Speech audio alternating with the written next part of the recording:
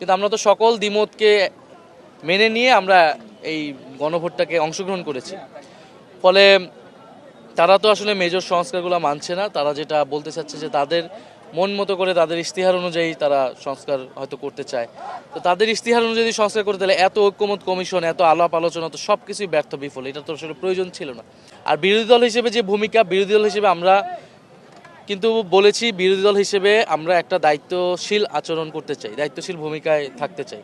এখন বিরোধী দল মানেই যে যদি সবসময় বিরোধিতা করতে হবে বা খুবই এখন দেশের যে পরিস্থিতি, দেশের যে অর্থনীতি, জ্বালানি সংকট, এই সামগ্রিক অর্থনীতির জায়গায় দেশের জনগণের মানুষ ভালো থাকবে, সেই জায়গায় তো আমরা সরকারকে সর্বাত্মকভাবে সহযোগিতাই করতে চেয়েছিলাম। এখন সরকার যদি আমাদেরকে সর্বাত্মক বিরোধিতার দিকে ঠেলে দেয়, সেটার জন্য আমাদের তো আরও কিছুদিন অপেক্ষা করতে হবে। আমরা দেখবো সরকারের আচরণ।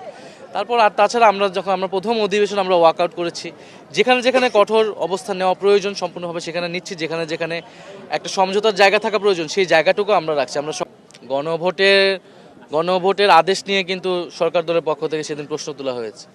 তার মানে গণভোট যেই 4টা প্রশ্নের উপর হয়েছে সেখানে কিন্তু মেজর সংস্কারগুলো আছে, উচ্চকক্ষের কথা আছে, তারপর আপনার বিচার বিভাগ স্বাধীনের কথা আছে, ডেপুটি স্পিকারের কথা আছে। তো এরকম যে এবং যে সাংবিধানিক প্রতিষ্ঠানগুলোর নিরপেক্ষ নিয়োগের কথা আছে, এগুলো তো গুরুত্বপূর্ণ সংস্কার ছিল এবং এগুলো মীমাংসিত ছিল, একটা ঐক্যমতও ছিল। সেই সময় অনেক দ্বিমত ছিল অনেকের, আমাদেরও তো এই আদেশ নিয়ে অনেকগুলো দ্বিমত ছিল। এগুলো জাতির সামনে আগেই পরিষ্কার করা উচিত ছিল। আমরা 90-এর গণঅভ্যুত্থানের পরেও বিএনপির এরকম আচরণ দেখেছি। তো সেদিন আমি বলেছি যে 90-এর গণঅভ্যুত্থানের ত্রিদলীয় জোটের রূপরেখা যখন তারা মানল না বিএনপি সরকারে এসে, তো এটার ফলাফল আসলে কি হয়েছিল? সংসদীয় রাজনীতিতেই বিএনপি এবং বাংলাদেশের রাজনীতি বেশি দিন টিকে নেই, বাংলাদেশ একটা ফ্যাসিবাদের দিকে গিয়েছে। ফলে বিএনপি কি ইতিহাস থেকে শিক্ষা নেবে নাকি ইতিহাসের পুনরাবৃত্তি করবে, এটা তো বিএনপি কি সিদ্ধান্ত নিতে হবে।